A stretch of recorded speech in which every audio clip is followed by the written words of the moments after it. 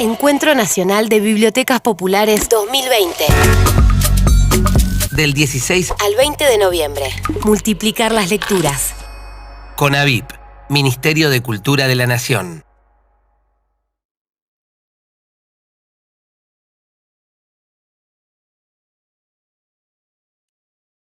Muy buenas tardes, soy José Luis Díaz, vocal de la CONAVIP. Les damos la bienvenida a la cuarta jornada del Encuentro Nacional de Bibliotecas Populares 2020 en su edición modalidad virtual. En este año, en el encuentro que lleva por título Multiplicar las lecturas, nos propusimos reflexionar junto a autores y especialistas distintas temáticas en torno a las bibliotecas como espacio relevante para el acceso al conocimiento, la información y las lecturas.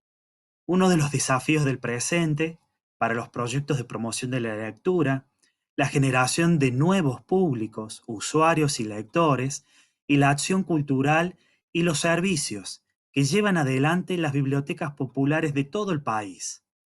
Es indagar sobre las oportunidades que pueden brindarle las tecnologías en el devenir de las nuevas textualidades y los nuevos modos de vinculación surgidos con la multiplicación de formatos, modalidades y escenarios digitales.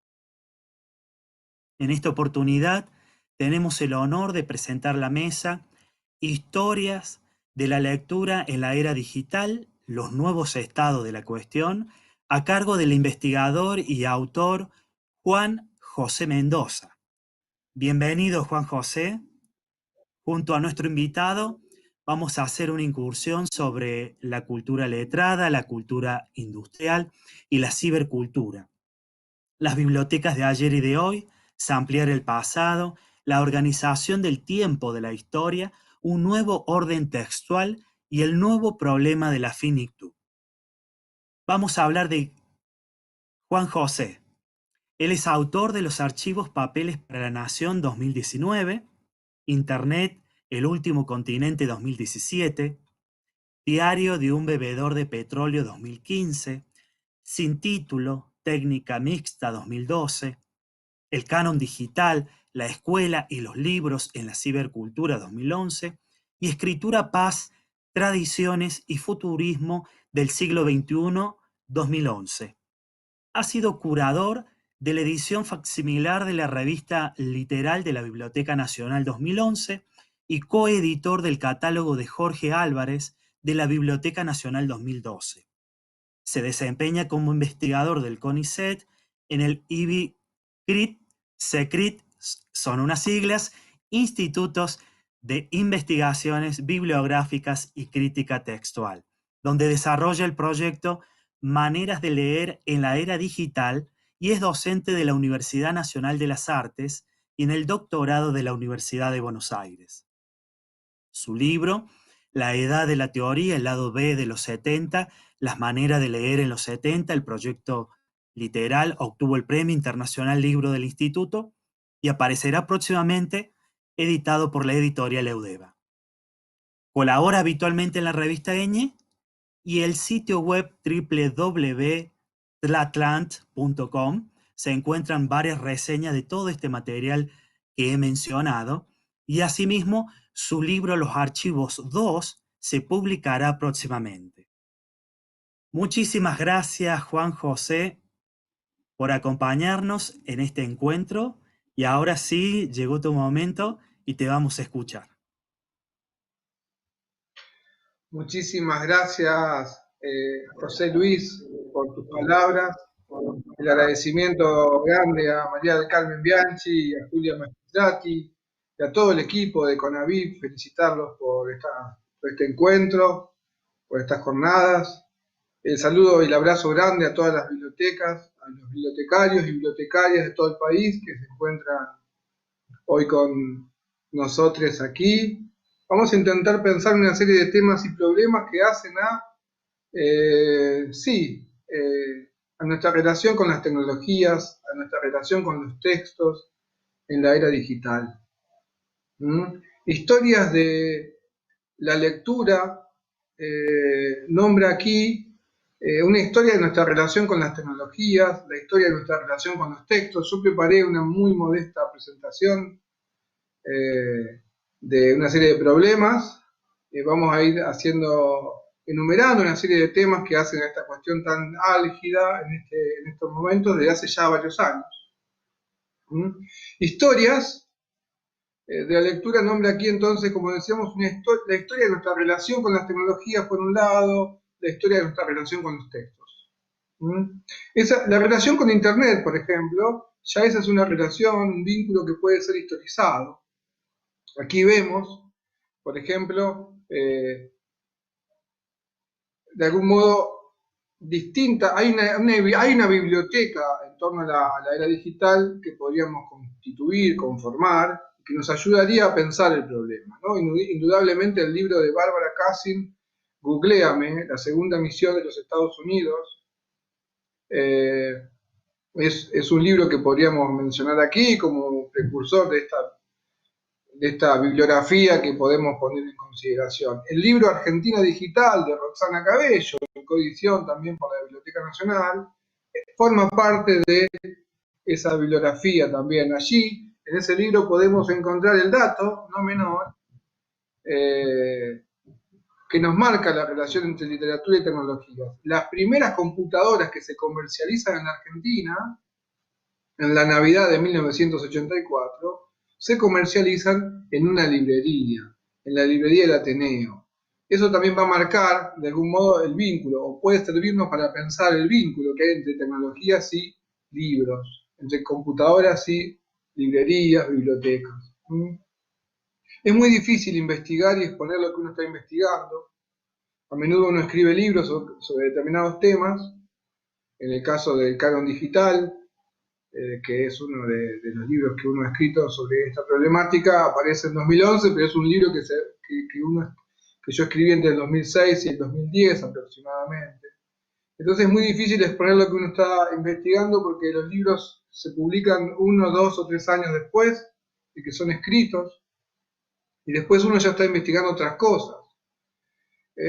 Aquí lo que vamos a hacer es presentar una serie de temas y problemas en torno a nuestra relación con la textualidad. Es un problema que nos atañe cotidianamente, aunque no pensemos en él. Eso es importante. Las tecnologías se presentan como ahistóricas, a menudo. Quien nace en este mundo del presente ya nace posiblemente con muchas tecnologías, rodeado de determinadas tecnologías. Las tecnologías configuran un nuevo ambiente, un nuevo medio ambiente en el cual nos movemos. Entonces, si no las leemos críticamente, corremos el riesgo de naturalizarlas. Vamos a ver algo sobre eso en breve. Pero como decía, entonces hay como una historia ya que podemos hacer de nuestra relación con las tecnologías. Hay una serie de textos que yo he escrito que voy a poner a disposición en algún momento para no repetir aquí lo que uno ya ha escrito en otros artículos, especialmente. Aquí vemos un artículo que salió hace poco en la UNAM, en la Universidad Autónoma de México, sobre las transformaciones de los textos en la era digital, que es uno de los temas que yo trabajo. Hay una idea fuerte que está comenzando a instalarse ahora, y es que la literatura comienza a nombrar algo que perteneció a la modernidad, a una época cerrada o en vías de cierre, y que comienza a aparecer la palabra publicación. Las publicaciones están comenzando a ser algo así como un concepto clave de lo contemporáneo. La literatura comienza a ser una palabra para referirnos a la modernidad, y la era de las publicaciones podría marcar el presente, teniendo en cuenta que hoy uno publica más que escribir libros. Se circulan textualidades, fragmentos de textualidad en la cotidianidad contemporánea con demasiado ímpetu, de una manera muy acelerada. Entonces nuestra relación con los textos es distinta a la que pudo ser en otros momentos. Algo importante para señalar también es que nuestra relación con la textualidad y la tecnología ya puede ser historizada por distintos momentos, por distintos modos. Hay un momento que podríamos decir, el modo de síntesis, que es la primera década del siglo XXI, en la que se produce una suerte de fascinación tecnológica, hay como un ímpetu tecnofílico, las tecnologías estetizan los textos y hay muchos escritores que comienzan a experimentar con tecnologías para hacer literatura. Entonces allí encontramos escritores que van a empezar a escribir. Yo pediría que la presentación vaya más lenta, por favor, con las disculpas del caso, porque... gracias. Y entonces, como decíamos, hay un primer momento en la primera década del siglo XXI que hay escritores que experimentan con tecnologías para hacer literatura. Y luego hay un segundo momento, que es el de la segunda década del siglo XXI, en lo que podemos ver un retorno a la narrativa, un regreso al relato, escritores que vuelven a pensar en la literatura como un territorio de pertenencia fuerte. Pero sin embargo hay efectos de la experimentación de la primera década del siglo XXI que perviven en la segunda década del siglo XXI. ¿Qué significa esto? Esto significa que hay un imperio del fragmento que comienza a tomar a la literatura. Hay una literatura cada vez más fragmentaria en la segunda década del siglo XXI. Dicho esto a grandes rasgos. Entonces ahí vemos los efectos de las tecnologías en la forma de escribir que comienzan a tener algunos escritores. Nosotros podemos también pensar que hoy somos otra especie. Hoy somos una especie nueva, o podemos preguntarnos hasta qué punto somos otra especie. Hay adolescentes que ya se van a dormir con sus celulares encendidos y que se levantan en mitad de la noche a chequear mensajes cada vez que suena una alerta. Entonces ya ahí vemos el modo en que el sueño, que era uno de los pocos lugares en los que el capitalismo todavía no había, era uno de esos pocos lugares que el capitalismo todavía no había colonizado, y también vemos cómo comienza a ser conquistado el sueño. Las horas del sueño comienzan a ser conquistadas por las tecnologías. Nuestra especie se está modificando. Si pensamos en tiempos de long durée, en términos de larga duración, hay una progresiva conquista técnica de los cuerpos, ya que hay una biblioteca del cuerpo, que es una biblioteca fuerte en este momento, que marca lo contemporáneo. Esa biblioteca del cuerpo también se intersecta con esta biblioteca de las tecnologías que podemos también poner en consideración. Las tecnologías conquistan a los cuerpos, vemos cómo, no sé, podemos pensar la cantidad de dispositivos electrónicos que tenemos a nuestro alrededor y que forman nuestro medio ambiente, marcan el pulso de esa conquista técnica. Esa conquista técnica de los cuerpos se ve. Se ve, por ejemplo, en los trasplantes de órganos, en determinadas formas de transitar las enfermedades, cómo el cuerpo comienza a tener, intervenciones técnicas especiales.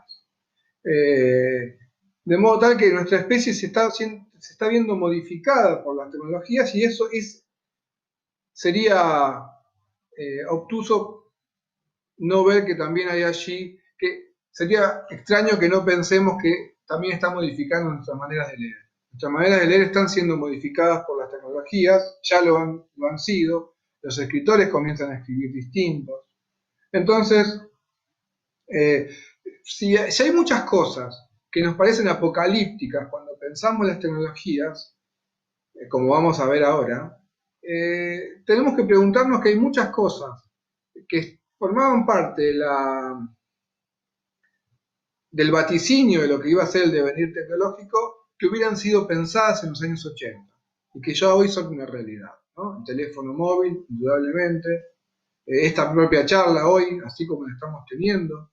En los años 80, si alguien nos hubiese dicho que íbamos a tener los vínculos sociales que estamos teniendo en este año, en los años 80 seguramente nos hubiesen parecido propio de una literatura de ciencia ficción. La ciencia ficción del siglo XX comienza a ser el realismo del siglo XXI, ya lo es.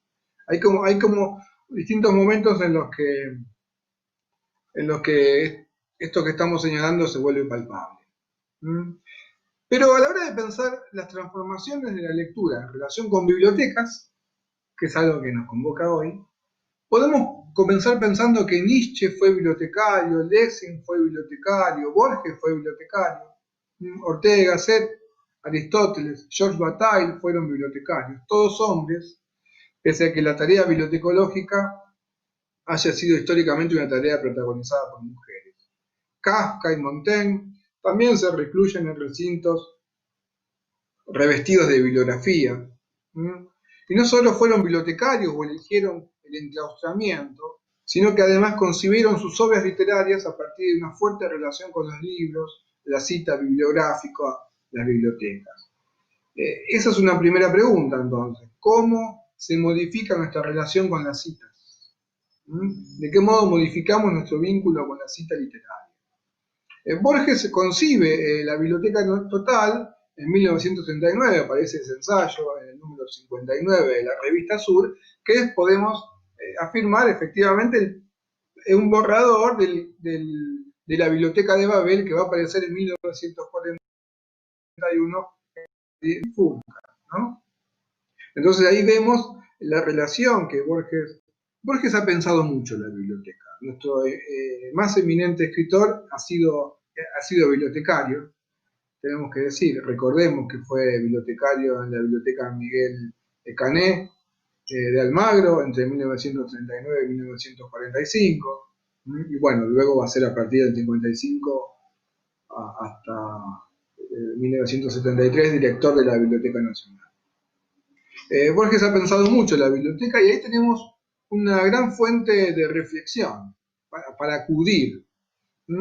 Borges en 1964 declara que la literatura está en peligro, dice en ese momento, la palabra escrita está amenazada, y se refiere entonces, habla en estos términos, ¿no? Se refiere al fonógrafo, a los discos de vinilo, a la radio y a la televisión, como dispositivos tecnológicos que están amenazando la palabra literaria, y la misión del bibliotecario, usa esa palabra, es la defensa del libro. Es decir, el texto escrito para la larga memoria y no para el olvido inmediato. Ese diagnóstico de Borges, espontáneo, de 1964, hoy, visto a la luz de los acontecimientos del presente, nos sirve como faro o nos sirve como fragmento para pensar nuestras relaciones con los dispositivos se ha acelerado. Es otra la relación en el presente que aquella que vaticinaba Borges, pero podemos ver que Borges ya veía en las tecnologías una amenaza a la palabra literaria. Eso es un marco para pensar la historia de la lectura, la historia de nuestra relación con la lectura y su vínculo con las tecnologías fue pensado por Borges, y nosotros podemos acudir a esa bibliografía para pensar el problema. No lo vamos a hacer ahora, pero sí vamos a señalar, aquí podemos ver si algo de esa... hay otro momento en la historia de la lectura que también fue importante para pensar la relación con la transformación del libro, que es el que propone el futurismo, el suprematismo, las vanguardias soviéticas del siglo XX, que también se sintieron interpeladas por las bibliotecas. Lissitzky concibe como nadie la relación entre el materialismo y la inmaterialidad en relación con el libro. Las vanguardias vieron mejor que nadie la emergencia de libros que aparecían para ser vistos y no para ser leídos. En 1926, Lissitzky publica en la revista Mer su manifiesto Nuestro Libro. La Biblia de Gutenberg, dice, se imprimió solo con letras, pero la Biblia de nuestro tiempo no puede presentarse solo con letras. La era digital, Internet en particular, es una gran sala de exposiciones de libros para ser vistos, más que para ser leídos. Y lo que leemos, si en otro tiempo podríamos haber dicho que se leían contratapas, lo que leemos, hay muchísimos libros que se leen fragmentariamente. Lo que leemos son muchos fragmentos. Aquí vemos, en nuestra diapositiva podemos ver la imaginación futurista en relación con el libro de la tecnología. Los libros de metal, que también se pueden ver en otra diapositiva, imaginados por el futurismo, ¿no? La relación entre libro y tecnología. Son como primeros borradores de esto que podemos llamar una historia de la lectura o una historia de nuestra relación con las tecnologías imbricadas unas con otras. Yo en el 2006 concebí lo que yo llamo el cuadro de las tres culturas, que se puede ver ahora aquí en un momento. Las tres culturas, cultura letrada, cultura industrial y cibercultura, funcionaban en el canon digital, que apareció después finalmente en 2011, una suerte de historia de nuestra cultura contemporánea. La cultura letrada, la cultura libresca o la cultura escolar, podemos llamarla de muchas formas, era nuestro lugar de esa cultura es nuestro lugar de procedencia, podemos decir. Nombra el humanismo o la ilustración, que son diferentes momentos de esa historia, diferentes fases de esa historia. Más allá de la relación que tengamos con el humanismo o con la ilustración, que es una relación conflictiva, ¿no? La que podemos tener desde la Argentina. Todas nuestras discusiones, o muchas de nuestras diferencias, podrían ser enmarcadas hoy como parte de una discusión interna. Muchas de las discusiones en torno al humanismo, en torno a la ilustración, forman parte de la interna humanista. Pensemos que el liberalismo y el anarquismo son ideas fratricidas en algún punto, pero que surgen en un mismo momento histórico, y que más allá de las repulsivas discusiones o las fuertes improntas, las fervorosas discusiones que se llevan adelante entre el liberalismo y el anarquismo, finalmente podemos decir que forman parte de un mismo momento histórico. Nosotros tenemos que pensar entonces en términos de cómo concebir la organización del tiempo y la historia. Esa es una primera pregunta fuerte para hacernos en torno a la era digital. La era digital convoca el pasado se hace más grande con la era digital. El archivo, tenemos acceso a archivos inconmensurables que en otros momentos de la historia no hubiésemos podido tener acceso. Entonces nuestra concepción de la historia se ensancha. Ahí tenemos un tema para pensar. Hay algo para pensar a partir de allí. La teoría de las tres culturas, que podemos ver en otra diapositiva, tenía mucha teoría detrás. No es un simple cuadro sinóptico, estaba hecho con una biblioteca que podemos llamar, que estaba conformada por Raymond Williams, por mucha dialéctica hegeliana, ¿no? El materialismo histórico. La teoría de la tesis, la cultura letrada sería la tesis, la cibercultura, la cultura industrial podría ser pensada como una antítesis, y la cibercultura emergente en aquel momento podría ser pensada como una síntesis. Por supuesto, es una hipótesis de trabajo, problematizada, no es un esquema, no es el esquema que estamos viendo aquí, en esta instancia, sino que era una herramienta teórica para pensar la forma en que se relacionan nuestras percepciones de la historia cultural. La cultura letrada tiene 25 siglos de historia y se constituyó a partir de una fuerte idea de jerarquías, diferencia clara entre lo alto y lo bajo, había una fuerte idea de linealidad en la lectura, ¿no? Y que pasó también por diferentes momentos, ¿no? La edad de los manuscritos, luego la edad de la imprenta. La cultura industrial dejerarquiza la distinción entre lo alto y lo bajo. Nosotros podíamos preguntarnos, como de hecho sucedió, si los Beatles eran o no eran música clásica, porque las jerarquías estaban claras. Sabemos hoy que para un apasionado de la música, indudablemente los Beatles hoy ya son música clásica, forman parte del canon, de la alta cultura, podemos decir. Porque la cultura industrial se ocupó de jerarquizar lo bajo. Es lo que es el mismo movimiento que hace el pop con Andy Warhol, ¿no? Que jerarquiza las latas de sopa, Campbell. La cibercultura radicaliza la desjerarquización de la cultura industrial y pone todo a un mismo nivel, pareciera. Sobre todo en un primer momento de Internet. En la época del Internet 1.0 o la Internet previa al Internet 2.0. En ese momento previo, Bruce Sterling va a decir que Internet es la promesa de una utopía libertaria. Imagina una Internet sociedad anónima, donde muchas cosas como la vanguardia, la experimentación literaria o las experimentaciones artísticas encuentran en Internet un territorio para la realización de todos esos experimentos. Hoy sabemos que Internet ya no es eso, ¿no? Internet se ha transformado en otra cosa, mucho más amenazante de la condición humana, de lo que estamos dispuestos a asumir. Entonces, ya no estamos en este momento que se señala en este cuadro sinóptico. Ahí estamos en otro momento. Si yo tuviese que pensar la historia de nuestras...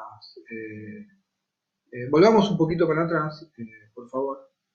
Yo diría que el presente es un torbellino interdiscursivo donde las distintas tradiciones culturales aparecen todas juntas. Hay distintos fragmentos de pasado que aparecen emulsionados en el presente, el lector contemporáneo, y digo esto pensando en... hay lectores que no tienen las herramientas para pensar sin que uno pueda arrogarse mayor capacidad lectora que otros lectores, ¿no? Siempre el lector sabe más que uno parte de esa idea. Pero también tenemos que decir que hay niñas que están accediendo a este universo, que es el universo de las tecnologías, nacen en él y no pueden construir una historia de la cultura letrada o una historia de la cultura industrial, sino que ya nacen con este torbellino interdiscursivo de todas las culturas. Reciben todos los fragmentos de diferentes culturas todos juntos. Entonces allí se comienza a volver necesaria la construcción de herramientas de lectura. Enseñar a leer en la era digital implica necesariamente aprender a separar lo que la era digital, enseñar a separar lo que la era digital nos presenta a todos juntos. Eso es un problema sobre el cual podemos conversar, ¿no?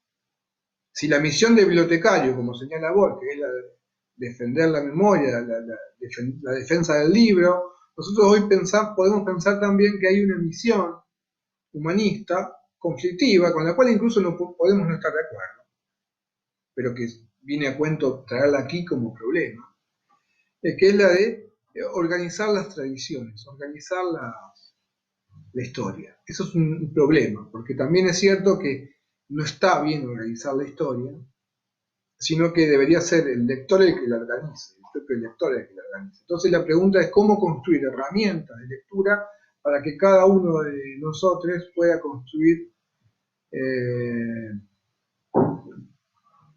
la historia que concibe según determinados intereses que también puede tener. Este cuadro sinóptico presenta conflictos biográficos. Alguien que se formó en la cultura letrada podía considerar con justicia que los Beatles no eran música clásica, sino que eran un ruido. En determinado momento, alguien que se forma en la cultura industrial jerarquiza a los Beatles, uso a los Beatles como un ejemplo básico, ¿no? Y ya forma parte indudablemente de la música clásica, de la alta cultura, de la cultura industrial, y puede jerarquizar culturas ágrafas o culturas orales, ¿no? Alguien de la cultura industrial puede jerarquizar culturas autóctonas, por ejemplo. La silvicultura no va a jerarquizar las culturas autóctonas. Es un proyecto todavía blanco, egocéntrico, etnocéntrico.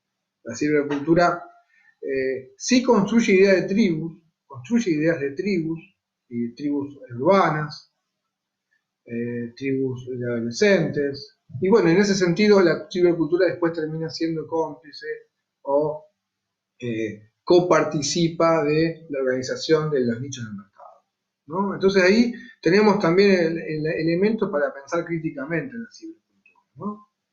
Pero bueno, básicamente este esquema de las tres culturas es una herramienta para pensar nuestro lugar de procedencia biográfico, para pensar nuestra forma de relacionarnos con culturas que nos preceden, si nos relacionamos de un modo conflictivo, o si encontramos en el pasado, todavía, como diríamos en términos de Walter Benjamin, tenemos un inmenso pasado por delante, y el pasado es ese lugar que todavía podemos colocar en el futuro. ¿No? Y ahí es donde entran en escena las preguntas que entiendo yo que forman parte quizás de nuestro trabajo. Una pregunta es por las formas, y aquí podemos ver, sí, las formas de representación del pasado y las tradiciones en general en el siglo XXI. ¿Qué modos de representación de la literatura aparecen en el siglo XXI? Aquí vemos una bellísima página, que es la del proyecto AIRA, archivo de revistas literarias y revistas culturales, archivo histórico de revistas culturales, que permite organizar el pasado indudablemente de un modo singular, porque pone el acento en elementos que no forman parte del alto canon de la modernidad. Las revistas literarias siempre fueron consideradas un género menor, empezaron a ser estudiadas recién a partir de los años 90. La revista comienza a ser un objeto de estudio importante para la crítica y los estudios literarios, ¿no? Entonces las revistas culturales son una forma de organización de la historia distinta a la canónica, a la letrada, pero no participan ni del régimen de la cibercultura, ni participan del régimen de la... Bueno, sí, es cierto, la cultura industrial es la que modela el formato de los periódicos en el siglo XIX, de la prensa escrita. Las vanguardias implican una ruptura de ese público, las vanguardias intervienen en el público masivo para quebrarlo. Y allí podemos pensar que la literatura es eso, ¿no? Es un quiebre de los públicos. El escritor interviene para quebrar la cultura de masa en determinado momento a partir de las vanguardias. En este caso es un proyecto humanista, no podemos decir que sea un proyecto humanista, pero sí es un proyecto letrado, con toda la complejidad que tiene eso, digo, pero es un proyecto vinculado a la historia de la literatura, que utiliza la cultura letrada siga apareciendo en escena. En este caso tenemos la organización de estas colecciones a partir de una presentación hecha por un especialista que introduce cada una de las revistas y que de alguna forma va orientando a aquel lector que no conoce demasiado sobre esa revista que puede tener acceso, y al mismo tiempo quienes conocemos algunas de esas revistas encontramos allí un hermosísimo material a disposición. Los proyectos de digitalización son otra de las cosas a pensar, ¿no? ¿Qué sucede con las bibliotecas virtuales? Nosotros no tenemos, hay que decirlo, grandes ediciones digitales. Quiero decir, nosotros no hemos elaborado ediciones confiables, ediciones digitales confiables. En este caso, el del proyecto AIRA, indudablemente que sí, que es la edición facsimilar casi de una revista, y acompañada de un estudio crítico. Esto se puede parecer mucho a lo que yo llamo ediciones críticas, o ediciones de digitalización crítica, ¿no? Nosotros no tenemos, sacando casos como este, no hay grandes ediciones digitales de nuestros textos. Pensemos que no hay, no tiene una buena edición de la noticia última que haya existido, que pido disculpas, pero pensemos que Mirta Art no concebía mucho, no facilitaba la edición de los lanzallamas. Entonces la segunda parte de Los Siete Locos no fue editada en papel siquiera con el cuidado que un autor como Roberto Art, caro la historia de la literatura argentina, merece. En mucho menos podemos pensar que existe una edición digital de los lanzallamas de importancia, ¿no? Más allá de que circulen efectivamente versiones de los lanzallamas en Internet. Entonces, una pregunta clave en términos de lectores es ¿qué edición estamos leyendo cuando leemos una edición digital? Y evidentemente las ediciones digitales no son ediciones cuidadas, Con lo cual, indudablemente sí participan de un primer acceso a un texto importante, pero ahí hay una pregunta que tenemos que hacer, ¿no? ¿Qué texto estamos dando a leer? Entonces las maneras de leer en la era digital están atravesadas de estos problemas. ¿Qué estaremos leyendo realmente? Otro de los problemas que voy a mencionar después es esto, ¿no? Leemos una totalidad virtual o imaginaria, que no conocemos si realmente existe, ¿no? No solamente leemos fragmentos, leemos fragmentariamente los libros, sino que muchas veces citamos fragmentos sin, no sé, pero por ejemplo, si dijéramos, la única verdad es la realidad, la historia de esa cita puede servirnos para pensar el problema, ¿no? Sabemos que esa es una cita que corresponde a Aristóteles, que luego se hace célebre por condiciones históricas que todos conocemos. Pero eso sería como un mínimo ejemplo de lo que está sucediendo. ¿Qué pasa si multiplicamos este ejemplo que acabamos de dar, la única verdad es la realidad, por millones y millones y millones de casos, inconmensurables masas de texto que cotidianamente circulan, ¿no? Por la web? Ahí sí lo que encontramos es la pérdida de la fuente original. Entonces, sabemos que la única verdad es la realidad. Pertenece a Aristóteles, pero que nos viene a la mente, ¿no? Hay como un elemento no marcado aquí que nos marca la cita, ¿no? Eso es un ejemplo. Imaginemos entonces lo que pasa con muchísimos textos de literatura. Tenemos entonces muchísimos poemas instantes atribuidos falazmente a Borges que no son de Borges, ¿no? Entonces eso hay que multiplicarlo. Eso es un problema en términos de formación lectora o de básico, ¿no? Entonces la autoría es la autoría es un concepto que pertenece a otra época. La era digital no se maneja con una fuerte noción de autor, que es clave en términos de biblioteca porque el autor organiza los estantes, los anaqueles. Entonces aquí la era digital nos pone en escena otra noción de autor, o diluye la noción de autor, la licúa. Entonces la noción de autoridad, la noción de cita, de fuente, de autor, es reemplazada por otras nociones. Y entonces la noción de fragmento comienza a ser importante. Vamos a ver ahora, igual de todas formas, otro problema. Bueno, sí, vamos a ver, adelantamos una...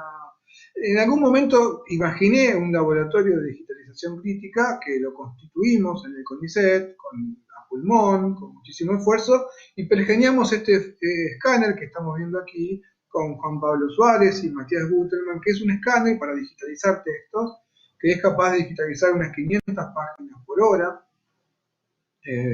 y es un escáner casero que se construye a mano, con detalles que están disponibles en internet, que forman parte del software libre, y que esto es una herramienta para construir bibliotecas virtuales, bibliotecas digitales, que respeten buenas ediciones impresas que ya tengamos, ¿no? Para llevar adelante proyectos como el del proyecto AIRA. Aquí tenemos un escáner en B, para no romper las ediciones, captura en doble vía dos páginas al mismo tiempo, entonces no deteriora el libro en papel. Pero también hay que los proyectos de disponibilidad no generan preservación. Pueden generar un efecto de preservación en un segundo plano. Al manipular menos el impreso, se conserva más el impreso. Pero no preserva, no estamos en presencia necesariamente de una preservación de un texto si lo digitalizamos. Como diría Manuel Vilas, un escritor español, no sabemos si dentro de en el 2050 un CD podrá ser leído, ¿no? No sabemos si un PDF, traslademos esa pregunta, esa idea, no sabemos si un CD va a ser leído en el 2050, no sabemos si un PDF será legible en el 2050, en el 2100. Entonces, la digitalización plantea problemas de preservación que no se están resolviendo con las herramientas que estamos construyendo según las modestas posibilidades que tenemos, ¿no? Muchas veces. Pero vamos a pensar ahora otros problemas de la era digital porque esto que yo estoy pensando y compartiendo aquí es como una aproximación a distintas facetas del problema, ¿sí? Podemos ver, bueno, sí, pasamos un poco más. Podemos ver aquí, esto es un caso, un programita de Ngram, se llama, de Google, que permite pensar también la forma de leer en manera digital que ya estamos teniendo, ¿no? Que es el famoso Control F o el Control V, que nos permite transitar por los textos buscando palabras. Hacer lo que en la lectura tradicional se llamaba un vaciado. Hoy el lector contemporáneo lee así, busca cosas. ¿Busca qué? Fragmentos, busca citas.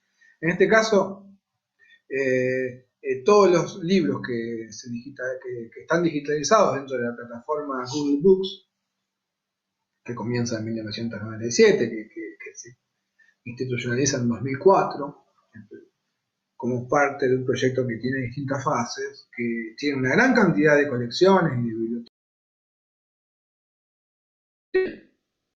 Al proyecto archivístico de Google, hoy nosotros podemos acceder a determinadas, a una fuente grande de textos para hacer lo que se llama Big Data, ¿no?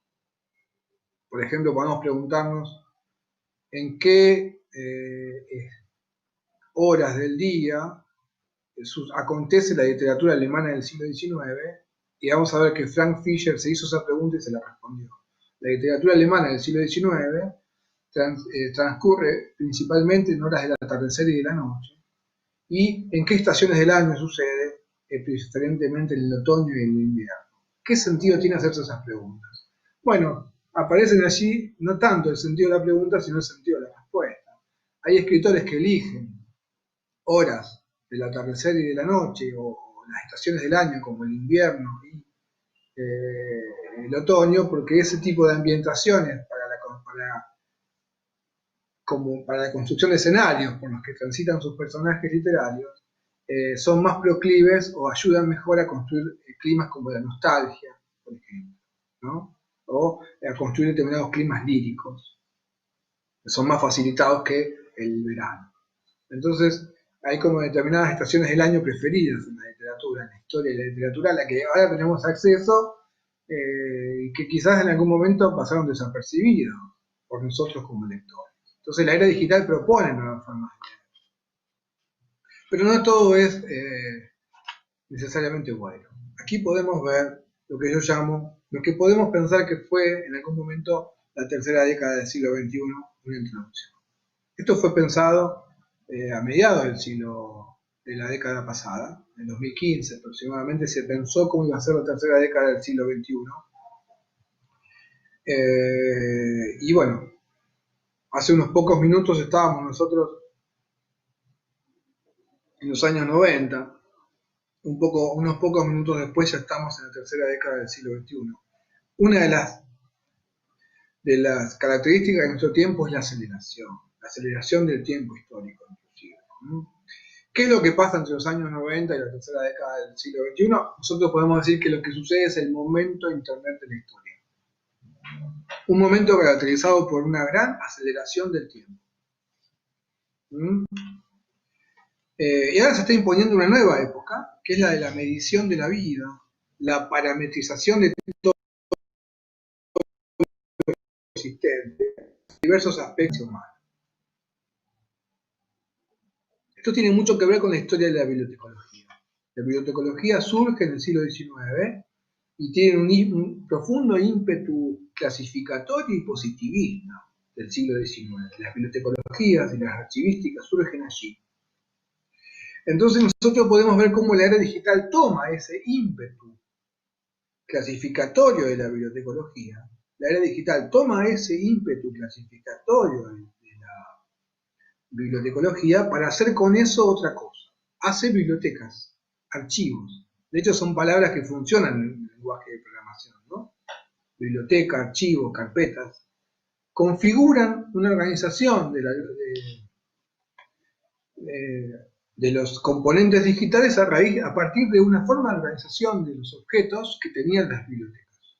Entonces ahí vemos que yo decía, ¿no? En algún momento, la cultura letrada es el zócalo sobre el cual la cibercultura y la cultura industrial se soportan.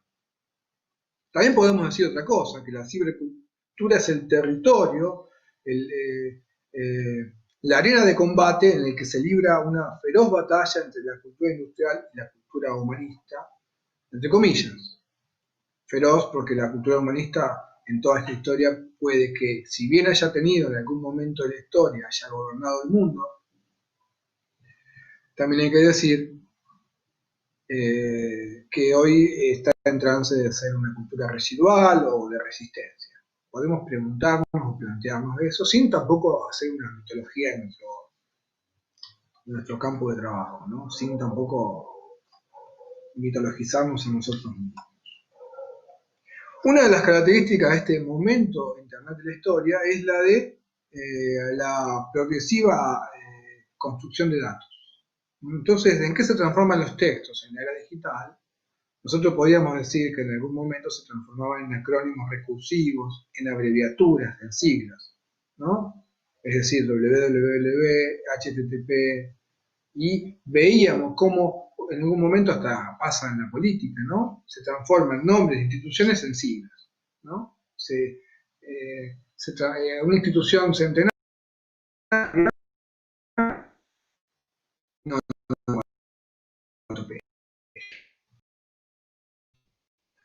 No, pero ahora lo que podemos añadir es que hay una transformación de las palabras en datos. Estamos en la cultura data drive, la cultura de los datos conducidos. Y los libros también se conducen, hay como un flujo de la textualidad.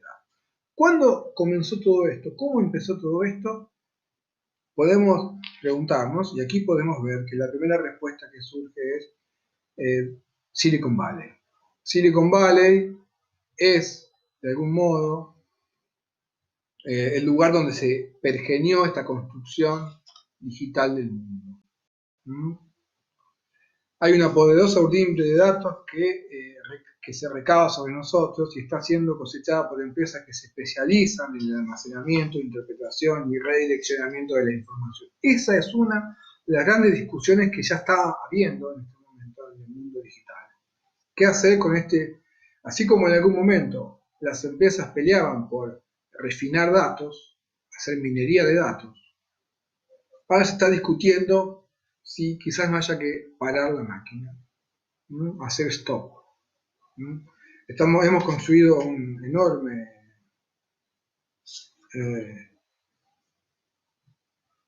un dispositivo que ya la humanidad no maneja, ¿no? Los algoritmos que merodean nuestros dispositivos han construido, con la información que sembramos en la web, un fantasma en nosotros, un espectro, una imagen hiper sofisticada y precisa que conoce al detalle muchas más cosas de nosotros de las que nosotros estamos dispuestos a asumir. Que conoce cosas de nosotros entre comillas, ¿no? Muchas veces estamos queriendo comprar algo, ya lo compramos y después nos siguen llegando todo de nosotros. No se sabe, por ejemplo, que ya lo compramos. Se nos siguen mandando datos de eso que ya. Entonces el algoritmo no sabe todo. O sea que tampoco hay que hiperdemonizar al algoritmo. Pero los gemelos digitales que se construyen en nosotros son algo así como fantasmas virtuales que acompañan nuestra existencia. Son fantasmas creados por nosotros, pero nos preceden. Los gemelos digitales son zombies tecnológicos que nos persiguen, van con nosotros a todas partes. Pero lo que advertimos es que esos fantasmas son la agonía misma de nuestros juicios. Lo que empieza a desaparecer es la capacidad del juicio, la capacidad de criterio de elección. Eso lo decía Barbara Cassin en Googleame, la segunda emisión de los Estados Unidos, y lo vuelve a decir después Eric Sadin, en un libro que se llamó La silicolonización del mundo, ¿no? Hay como también un gemelo del planeta Tierra que sobrevuela el planeta entero. Ya no podemos decir un fantasma recorre Europa, sino que podemos decir un fantasma sobrevuela todo el planeta y lo objetiviza, ¿no? Google Earth es como marca el imperio de la mirada, ¿no? Una mirada vista, hay como el ojo de Dios, lo llama Ito Steyer en otro ensayo. que vemos aquí entonces cómo el planeta Tierra empieza a ser objetivado y empieza a haber datos de, comienza a haber datos de ríos, hay dispositivos, sensores de movimiento de tiburones, digo, para decir hasta qué punto estamos, este ímpetu clasificatorio del orbe, de lo material, está afectando todos los aspectos de la existencia, ¿no? Aquí vemos un buscador que se llama thinkful.net que permite geolocalizar tiburones, como decíamos, aviones que ya no se están moviendo en estos días, pero sí barcos de pesca que estaban pescando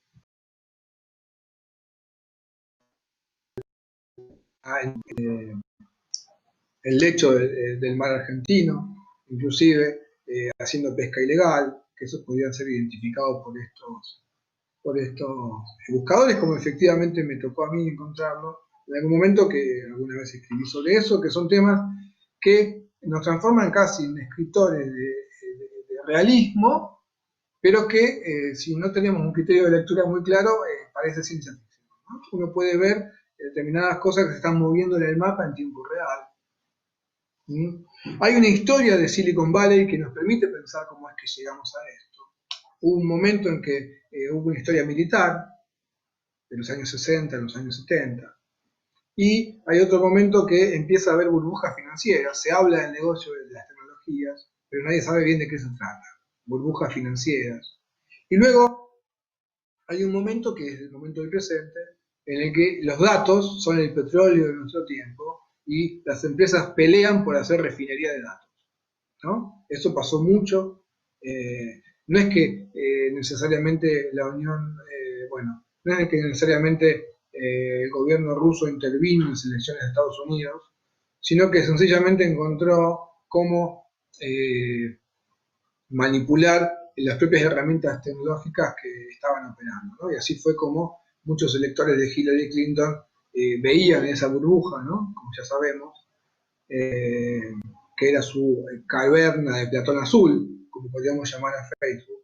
Veían que todos sus amigos iban a votar a Hillary Clinton y después finalmente encontraron que solamente veían, como en la caverna de Platón, lo que el algoritmo les dejaba ver, ¿no? Entonces no entendían que había otras personas que pensaban otras cosas. Las personas que están pensando otras cosas es porque están recibiendo otra información, ¿no? Eso genera un problema inclusive en términos de democracia. La democracia está hackeada o está, si se quiere, no podemos decir que las democracias están siendo canceladas, pero sí que están siendo intervenidas y ni siquiera podemos decir que hay monstruos detrás de todo esto, sino que sencillamente lo hemos hecho nosotros, todos estamos participando de este movimiento extraño. Hay otra palabra que me gustaría nombrar y que también nos permite pensar la historia de la lectura en la era digital, que es la palabra gentrificación. Gentrificación es una palabra que nombra el proceso culturales a cambio tónicos inmobiliarios. La palabra empezó a usarse en los años 60 para ver el movimiento y los desplazamientos de las poblaciones en barrios obreros de Londres, que empezaban a ser desplazados por la burguesía. ¿Qué sería básicamente la gentrificación?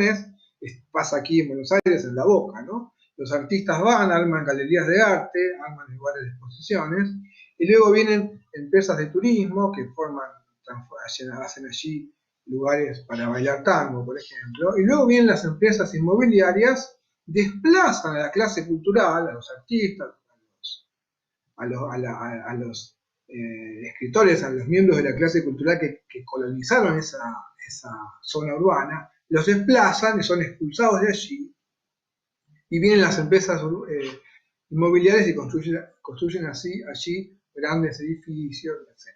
O sea, que la clase cultural, la clase de los artistas es utilizada para civilizar, entre comillas, una determinada zona peligrosa, entre comillas también, delictiva, entre comillas también, que a los ojos del capitalismo es visualizada así.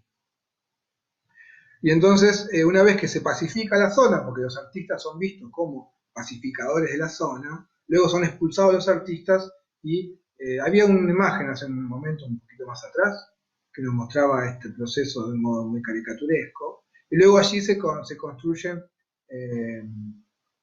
edificios y se pone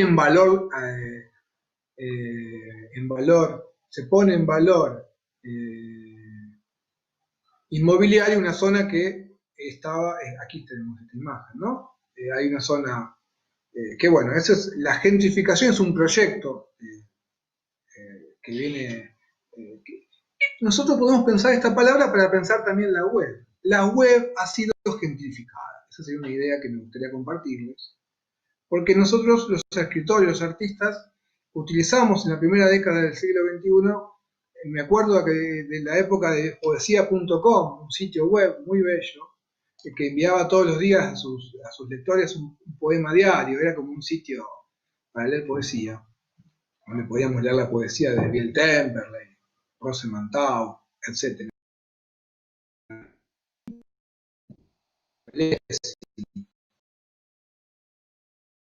Vemos que esos sitios de internet que ya no existen, ¿no?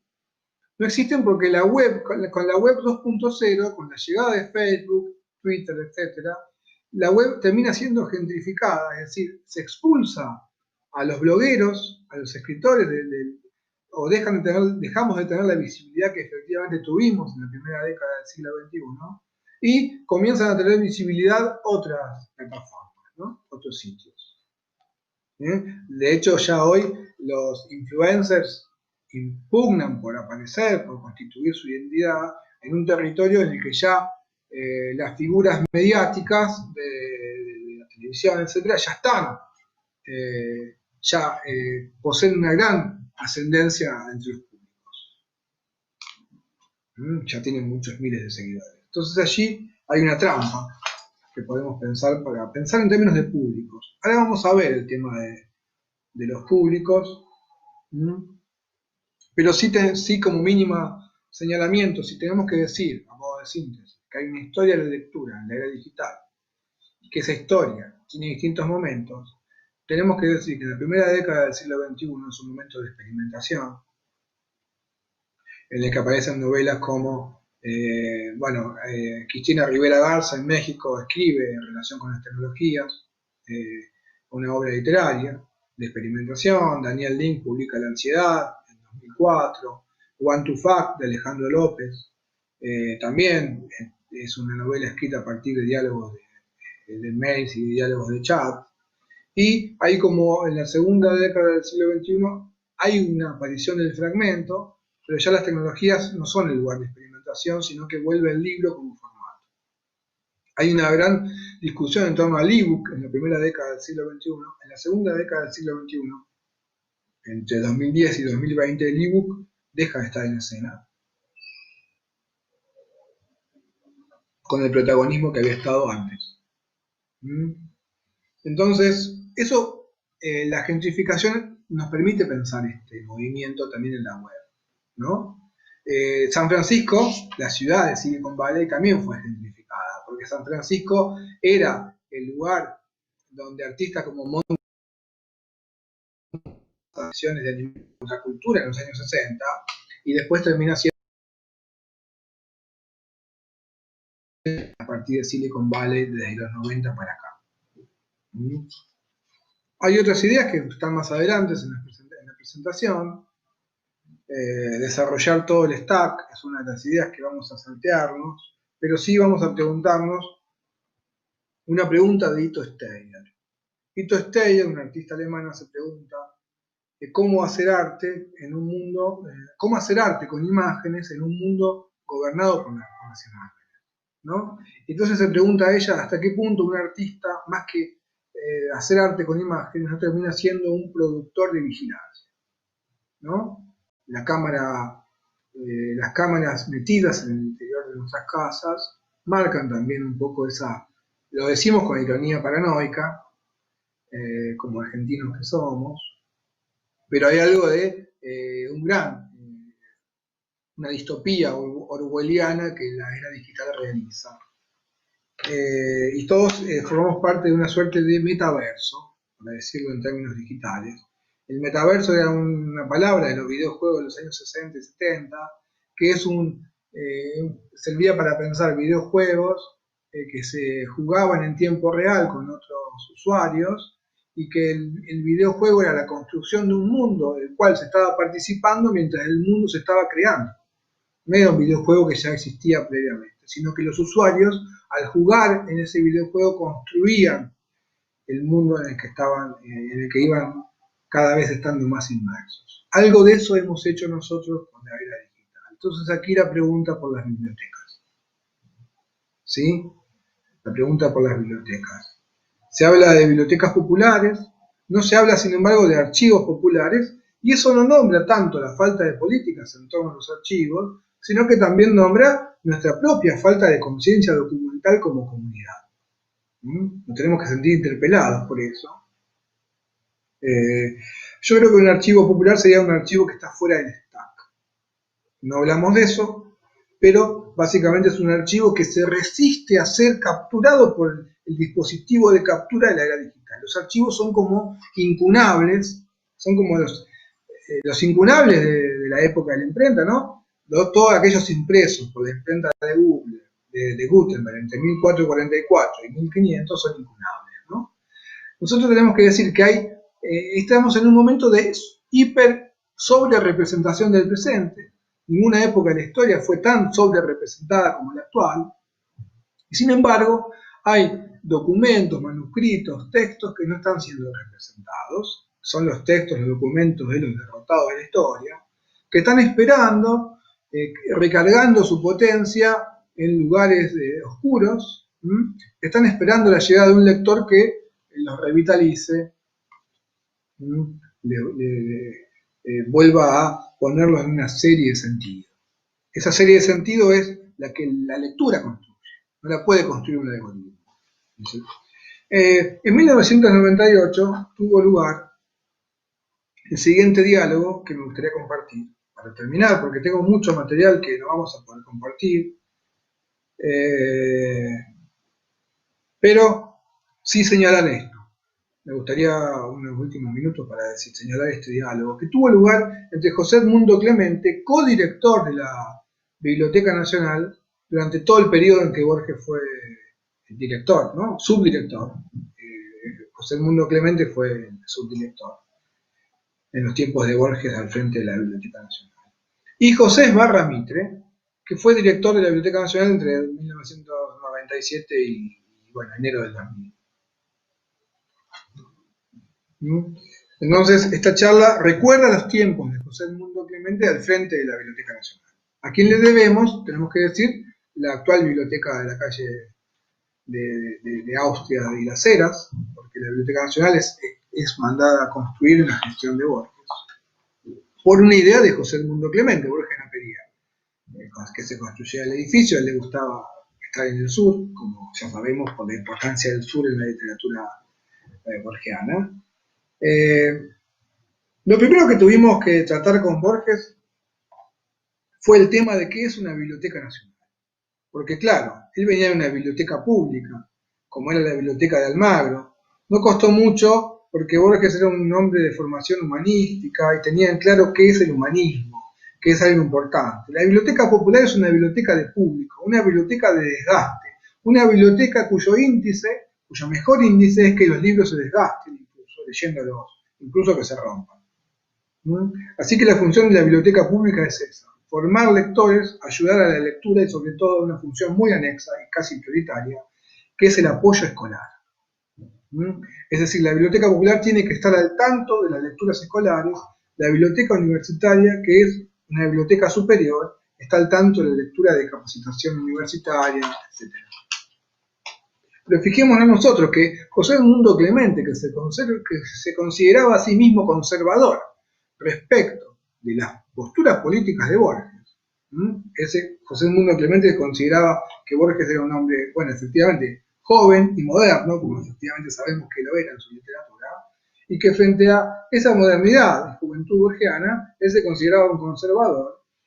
Hoy sabemos que la perspectiva de alguien como José Edmundo Clemente podría ser pensada como progresista en relación con el el orden biopolítico global que se impone en la era digital. Fijémonos cómo se ha corrido la línea de la historia, ¿no? Ahora, lo señalo como un problema, no estoy afirmando lo que estoy diciendo, sino que lo planteo también esto que estoy diciendo en términos de pregunta, ¿no? No se ha corrido quizás la línea de historia. La Biblioteca Nacional es una biblioteca de memoria, una biblioteca que trabaja para siempre, dice José Edmundo Clemente. Y bueno, después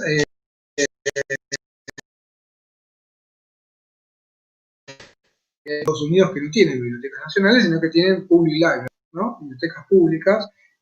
Italia también es un país que tiene bibliotecas, 5 bibliotecas públicas, que serían como 5 bibliotecas nacionales, digamos. Lo que la biblioteca pública está incorporada a la idea de biblioteca nacional, que es la noción con la cual la funda Mariano Moreno, cuando concibe esta biblioteca que es nuestra, que es hija de la Revolución de Mayo, que es la Biblioteca Nacional, que se llama en sus primeros años Biblioteca Pública.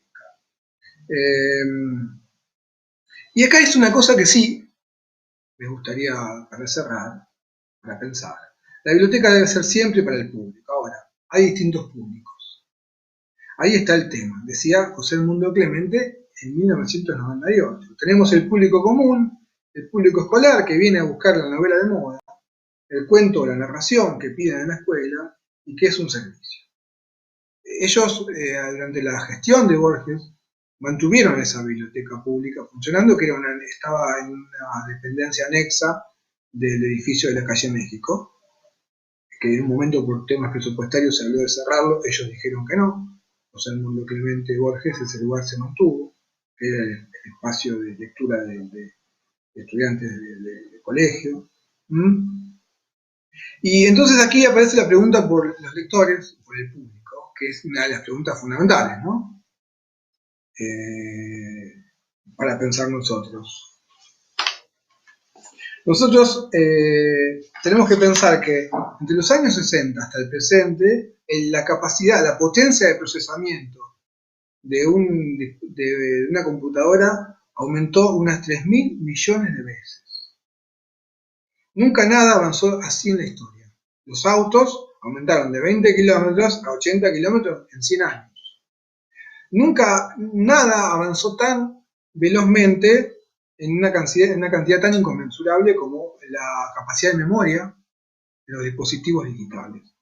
Hay en este momento 4.540 millones de usuarios de Internet, es decir, que el 59% de la población mundial tiene acceso a Internet. Hay más conexiones a Internet que conexiones de agua potable en el mundo. O sea que las tecnologías llegan solas, podemos decir, no llegan solas, por supuesto, pero avanzan a una escala que muchísimas cosas por otras vías no avanzan.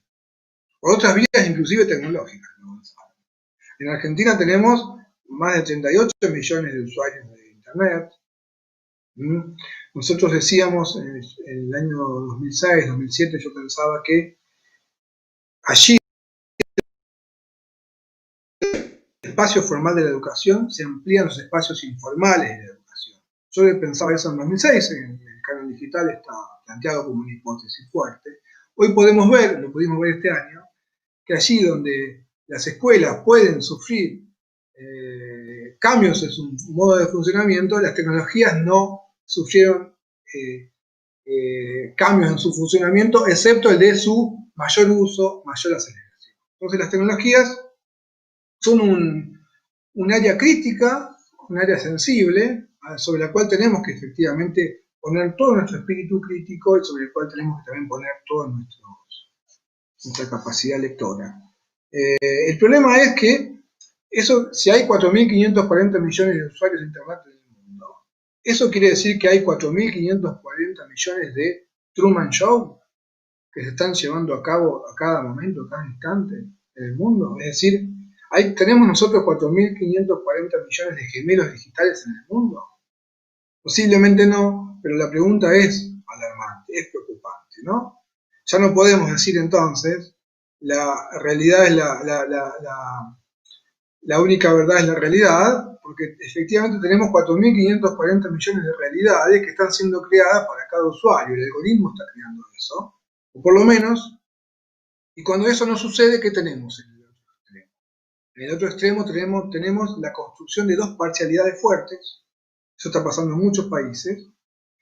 Me hacen acordar la construcción binaria de la sociedad. Me hace acordar mucho a un libro que se llamaba El discurso de la guerra, de André Glucksmann, que era un libro muy leído en los 60, donde planteaba la teoría de la ascensión de los extremos. La teoría de la ascensión de los extremos que consistía en construir dos posiciones extremas para que nunca haya lo que se llama para que nunca existieran posiciones irreductibles. Si nosotros construimos una sociedad en la que hay posiciones irreductibles, cancelamos la posibilidad de la democracia, porque la democracia se constituye. Ayer María Pía hablaba de la comprensión amorosa del otro, la compasión. Si nosotros construimos posiciones irreductibles, cancelamos la posibilidad de los consensos.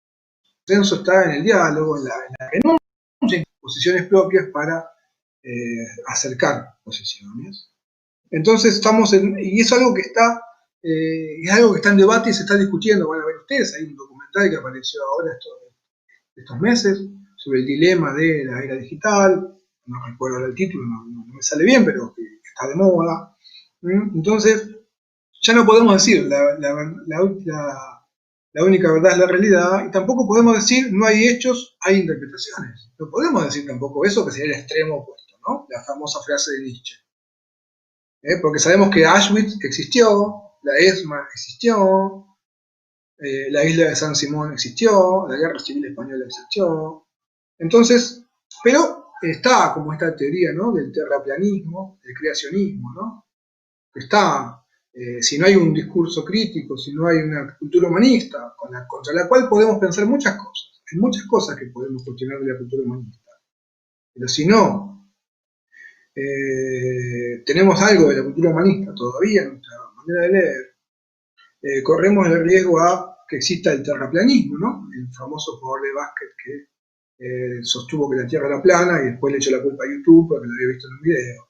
O el caso del creacionismo, ¿no? Que no existió Darwin, no existió... bueno, Borges hizo eso, ¿no? Recordemos la famosa frase de Ulises Petit de Murat, cuando reconstruye el diálogo entre Borges y Natalia Botana, al momento en que Borges es invitado a codirigir el suplemento multicolor de los sábados.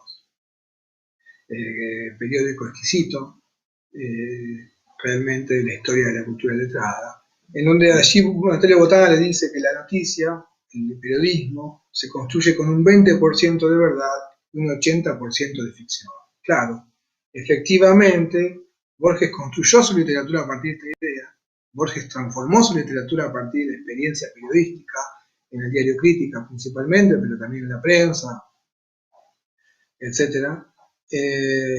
Pero el problema es que Borges hacía literatura. Nosotros hoy estamos en un orden literario, inmersos en un orden literario, y ese sería el carácter del mundo en el que estamos inmersos en el presente.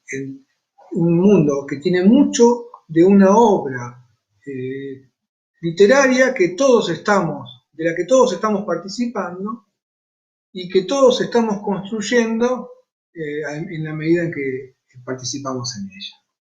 Esta era una pequeña parte de las varias distintas cosas que bueno, tenía para compartir hoy con ustedes. Así que el agradecimiento por la invitación, un saludo cordial a todas las bibliotecarias y bibliotecarios que estamos hoy participando en este maravilloso encuentro, y bueno, muchas gracias por su tiempo, la atención.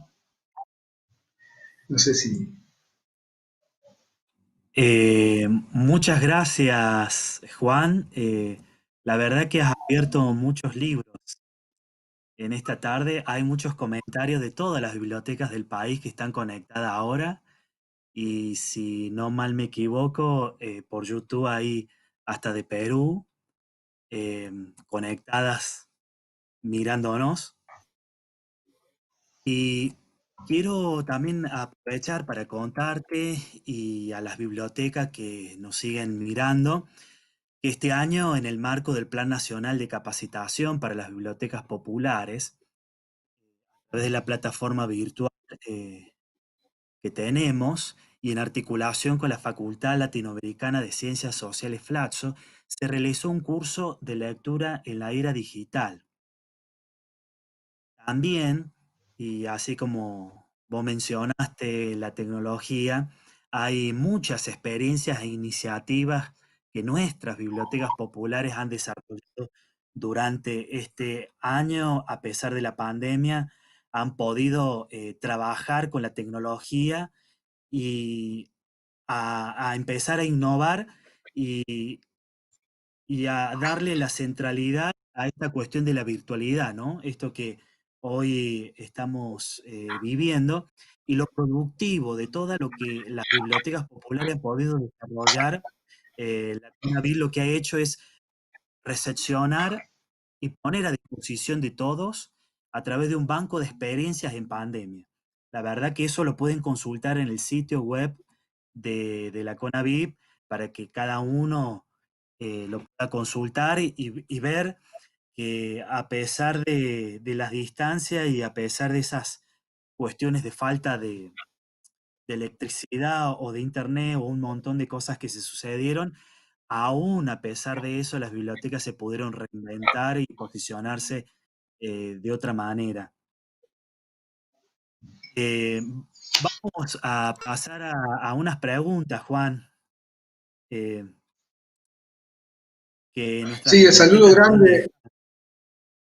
el saludo grande para Sí, Perú, porque Perú, hay que decir, eh, podemos decir que la Biblioteca Nacional de Perú y la historia de la emancipación argentina tienen historias hermanas. Tenemos que recordar que San Martín cruza los Andes con su biblioteca personal a la retaguardia del ejército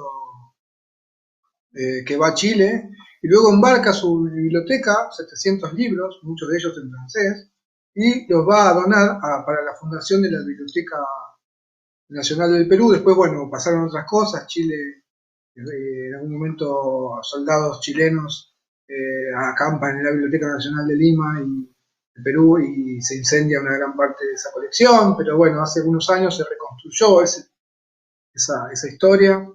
Y nada, simplemente decir que me llena de emoción la referencia a Perú por estos acontecimientos, que forman parte de nuestra historia y nuestro vínculo con las bibliotecas. eh, Juan, bueno, también se había cruzado Carlos Gácera de la editorial Edubín, también quería mencionarlo. Y bueno, quiero contarte algunas preguntas. Francisco Ariel Cabello, él te pregunta, ¿qué impacto ve de lo digital en la escritura literaria actual? Es una pregunta que tuvo mucha presencia. Los propios escritores se preguntaron a sí mismos de qué modo explotar la experimentación con las tecnologías. Como decíamos, hay una serie de obras literarias que podemos nombré algunas ya, no las quiero repetir.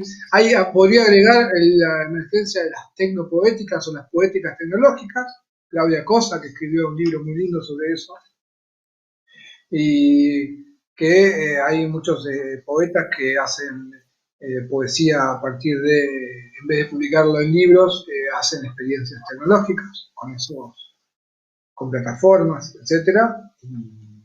Hay como una tradición de la poesía que conecta con la poesía, con el concretismo brasileño, la poesía visual latinoamericana, y bueno, con las vanguardias. Y luego, en algún momento, como decía, un segundo momento en que ya los escritores no reflexionan tanto sobre esto, ya sino que las tecnologías aparecen como algo cotidiano, ¿no? Escritores que pueden hacer referencia a que están chateando pero no copian ni pegan el chat, ¿no? De sus novelas, como pareció, sobre todo en la primera década del siglo XXI, entre el 2000 y el 2010. Del 2010 para acá, hay un efecto de la tecnología en el modo de escribir. Esto se ve, por ejemplo, en que las propias editoriales te dicen que escribas con capítulos cortos, porque los lectores no sostienen la lectura de capítulos largos, Entonces el escritor ya tiene que cambiar su forma de pensar la escritura, en el caso de novelas, ensayos, titulando, apartados. Eso es algo que se puede dar, pero no hay que echarle la culpa a las editoriales, necesariamente el propio escritor ya escribe así porque es su impulso. El fragmento comienza a imperar en la forma de escribir. Otra característica, hay algo que sí tenemos que denunciar o cuestionar, que es el caso de editores que publican autores por cantidad de seguidores en Instagram, en Twitter, lo cual es algo penoso, por la misma razón en que la literariedad de lo literario me parece que es lo que siempre históricamente ha establecido criterios, los criterios de la literatura, ¿no? Y eso me parece que es algo que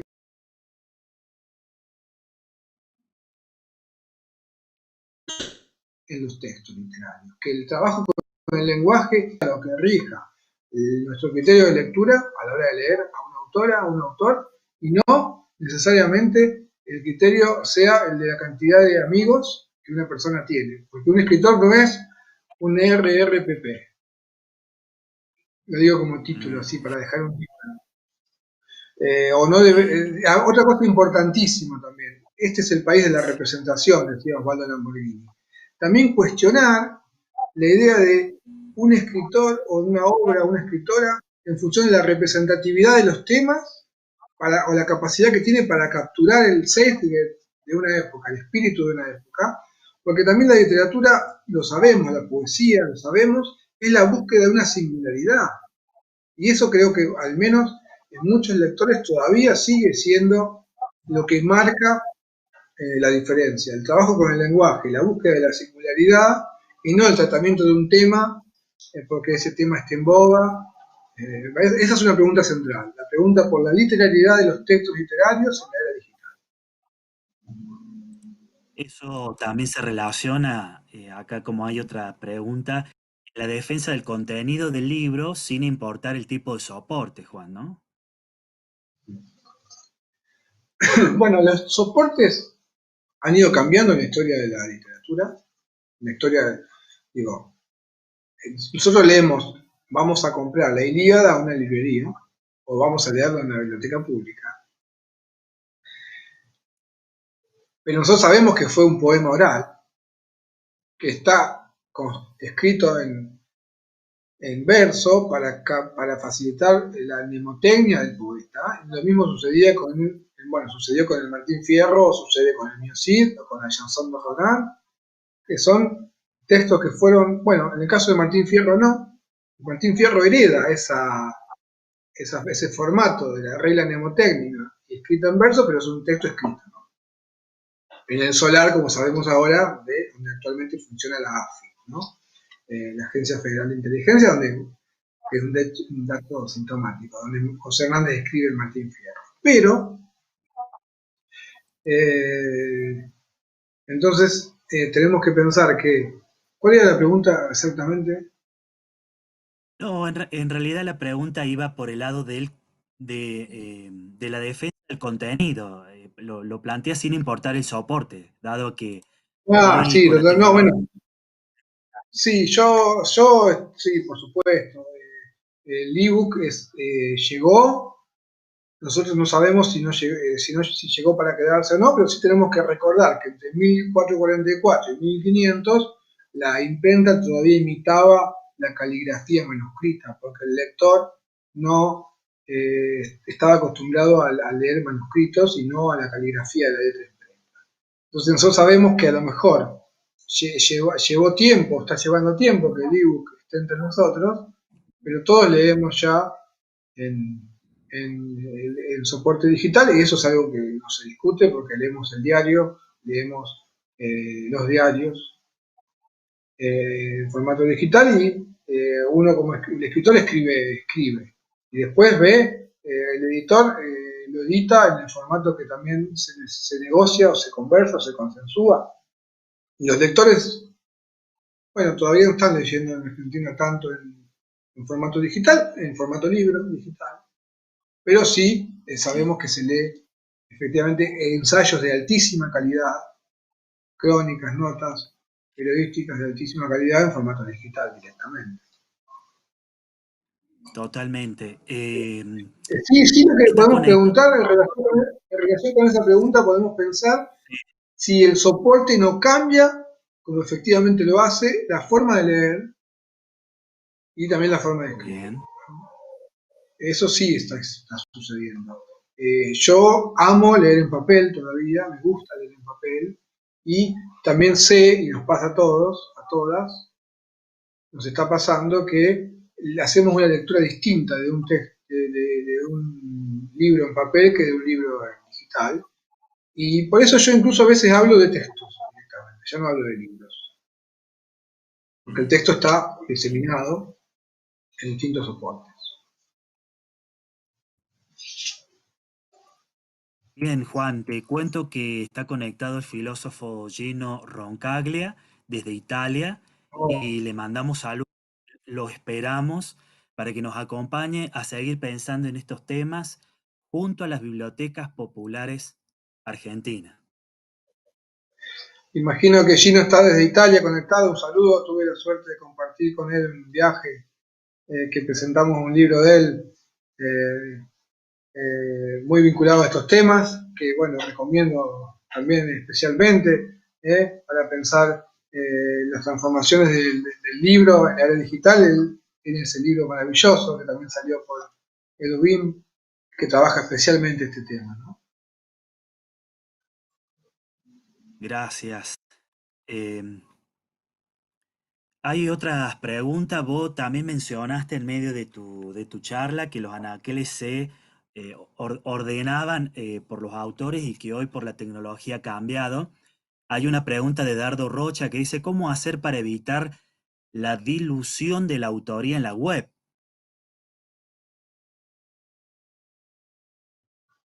Bueno, yo no sé si eso es algo que hay que evitar, porque tenemos que recordar que la disolución de la autoría es algo también es algo buscado por los propios autores de determinados enunciados, porque la autoría surge en determinado momento de la historia, como bien lo trabajó Foucault sobre la verdad y las formas jurídicas. La autoría surge para castigar, surge por un carácter punitivo jurídico, para conocer quién era el autor de determinados enunciados, para poder llevarlo a la horca, ¿no? Entonces, en el periodo, bueno, medieval en que surge la autoría.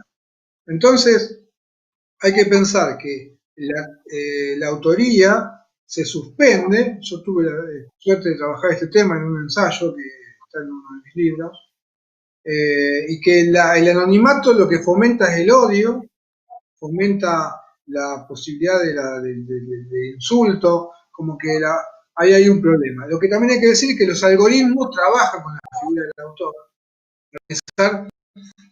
Bueno, acaba de publicar muy pocos meses contra Amazon, el libro de Jorge Carrión, donde cuestiona también la forma de organización de la biblioteca que propone Amazon, que es la misma idea que sostenía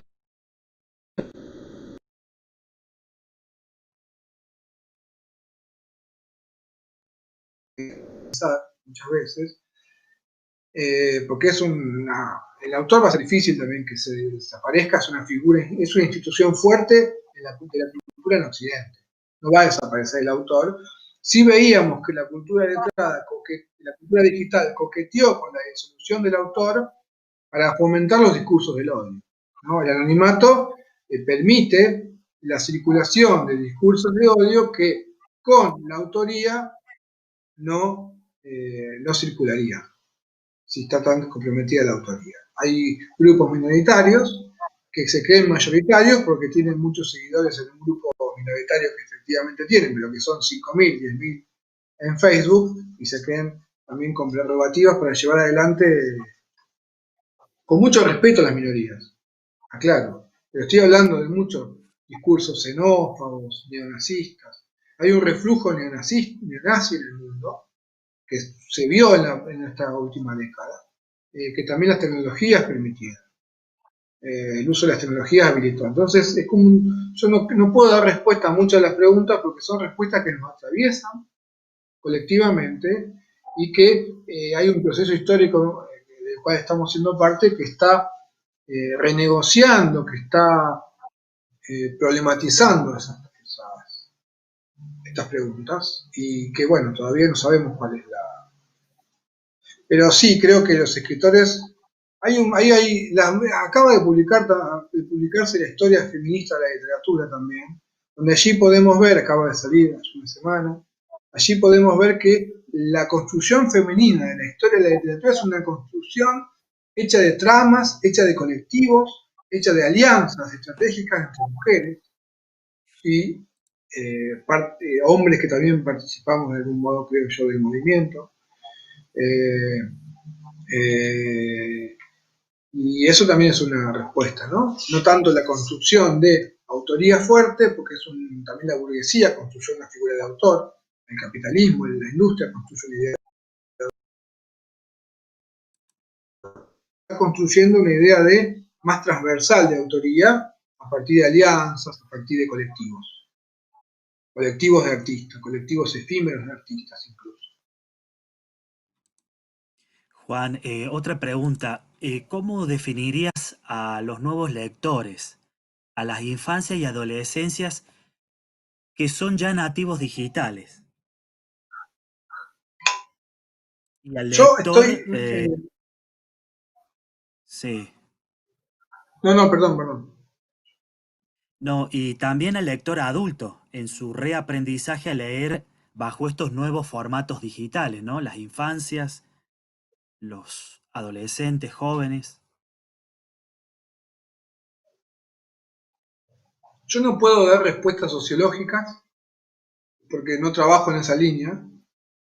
Es decir, no puedo, más allá que lea algunas veces, hay un trabajo muy lindo de García Canclini, que lo hizo con un grupo de investigadoras muy importantes de distintos países, pero muchas de ellas de México, donde hace una sociología, una antropología del lector contemporáneo, y donde allí postula la hipótesis de lectores híbridos. Para el caso de lectores que leen mucho más que en otros tiempos de la cultura letrada, pero que leen en múltiples soportes y que están muchas horas leyendo por día. Pero claro, leen mensajes de WhatsApp o leen Facebook, etc. Eso atraviesa a todas las generaciones a partir de determinado momento, ¿no? A partir del momento en que ya forma parte de la vida, que no es lo que pasa en la primera infancia. Yo soy padre de 2 niñas, así que tengo la experiencia, puedo ver cosas, pero claro, uno trabaja como allí es padre, no trabaja en eso, pero sí está viendo cómo ellos fueron construyendo un itinerario, ellas fueron construyendo un itinerario. Nosotros no queremos que ellas miren muchas pantallas, como que el tiempo de pantalla trata siempre de ser acotado en nuestra casa. Este año fue especialmente difícil por las razones que todos conocemos. Pero ellas fueron construyendo un itinerario que no fue construido por los pares de escuela, sino que ellas mismas fueron construyendo y que quizás el algoritmo de YouTube le fue dictando un poco, fue armando la biblioteca. Entonces hay como un pasaje ahí, no sé, de Louis a Pepa, de Pepa a... Uno está viendo el canon de la era digital, infantil, en el caso de los dibujos, que también fue nuestro canon también existió, ¿no? Todos tenemos un canon. En el caso de adultos mayores, tenemos que decir que se da un proceso muy extraño, que es el de me hace acordar una frase de Jorge Álvarez. Jorge Álvarez decía que no creía en las personas que llegaban tarde a la política. Y lo decía para pensar el caso de Rodolfo Walsh, inclusive. Imaginemos el nivel heavy de Jorge Álvarez para decir esto. O sea, desconfiaba de las personas que llegaban tarde a la política, y lo decía para pensar el caso de Walsh, que había sido un jugador de ajedrez relativamente politizado, escritor de cuentos policiales que en algún momento se politiza. Y lo mismo lo decía para pensar en relación con determinadas sustancias psicoactivas, desconfiaba de las personas que llegaban tarde a las drogas. Y eso está sucediendo también con adultos mayores que llegan a Facebook en determinado momento y uno ve que las publicaciones que hacen no forman parte del argot o de los códigos de usuarios de Facebook, pero hay que decir que los primeros, Horacio González también lo decía en algún momento. Horacio González me decía ya por el 2012, 2010, que estaba muy sorprendido de amigos suyos, amigas suyas, a quienes él respetaba y admiraba intelectualmente, que veía la cantidad de cosas que publicaban en las redes sociales y él los desconocía totalmente como a sus amigas y amigos, que él no podía creer las cosas que allí se publicaban. Hay como una frivolización en red. Las redes frivolizan a los sujetos, a las sujetas, como diría Tamara Kamensen de la historia. Hay algo de nuestro inconsciente que aparece en la superficie del texto en la era digital y que nosotros no somos. Nuestros superellos no son eso. Nosotros no somos esos posteos, pero al mismo tiempo hay algo del inconsciente reprimido que aparece allí. Entonces, yo creo que yo trabajo más por esa línea que por el lado de la sociología. Entonces, las eras digitales hacen aparecer cosas de nosotros que nosotros no haríamos aparecer si hiciéramos una exposición más controlada. Y en el caso de los adultos. Y en el caso de las niñas, es un caso problemático, muy problemático, que merita mucho. Bueno, mañana a trabajar, creo yo, vamos a conocer algunos detalles sobre eso en la charla de mañana. Sí. Pero eso lo conozco mucho de ese tema por estar viviéndolo como padre, como tío, como familiar de niños. Y yo ahí lo que sí tengo que decir es que me gustaría plantear la necesidad de construir un mundo menos adultocéntrico. Un mundo menos centrado en la figura de la cultura letrada o la cultura, sí, adultocéntrica, sino tener una sensibilidad especial. Pero al mismo tiempo, en oposición a lo que acabo de decir, recordar aquella famosa frase de Borges, ¿no? Cuando decía que él había crecido en un mundo en el que por suerte no existía la literatura infantil, lo cual le había permitido a él leer los grandes clásicos que efectivamente leyó en la infancia. Bueno, él, El Príncipe Feliz de Oscar Wilde, etc. Seguramente hay más preguntas. Juan, ya nos quedamos sin tiempo. Queremos agradecerte por la participación y por todo lo que nos has compartido en el día de hoy, a cada una de las bibliotecas que estuvieron conectadas, e invitarlos para el día de mañana, la última jornada a las 18 horas por este mismo canal, por YouTube, por Facebook de Conavip, con Ángela Pradelli, con la mesa Leer las Infancias y las Adolescencias. Así que ha sido un gusto y un placer haber compartido contigo, Juan. No sé si quieres decir algo en las últimas palabras. A modo de despedida, y para pensar la historia de las lecturas en la era digital, una pregunta, ¿no? ¿Qué es el Aleph? En los años 40, cuando Borges lo piensa, lo concibe, ¿qué era el Aleph? Ese punto del universo en el que convergían todos los puntos del universo. El Aleph era, indudablemente para Borges, la pantalla de cine, o podía haber sido la página de un libro, ¿no? Como por ejemplo, un libro como La Divina Comedia, por ejemplo, que de algún modo es uno de los libros en los que Borges se inspira para pensar el Aleph. A lo largo de los años el Aleph fue modificándose, pasó a ser en algún momento la pantalla de TV, ese punto del universo, y pasó a ser luego, quizás por hoy, la pantalla del celular, ¿no? Ese punto del universo en el que convergen todos los puntos. Esa imagen me parece que nos puede servir para pensar la historia de la transformación digital y la transformación de nuestros modos de vincularnos con los libros, las bibliotecas, los textos. El agradecimiento grande entonces por la invitación, nuevamente a María Julia, saludar a todas las bibliotecarias y bibliotecarios que están hoy aquí, a las autoras, a los autores que están hoy aquí, a los lectores, que en definitiva todos somos. Así que el saludo grande y el agradecimiento. Muchas gracias, José Luis. Muchas gracias, Juan, a vos, a María del Carmen, la presidenta, a Julia y a todo el equipo de la CONAVIT por este espacio y los esperamos mañana, así que no se pierdan el último día de este Encuentro Nacional de Bibliotecas Populares 2020, multiplicar las lecturas. Hasta mañana y los esperamos.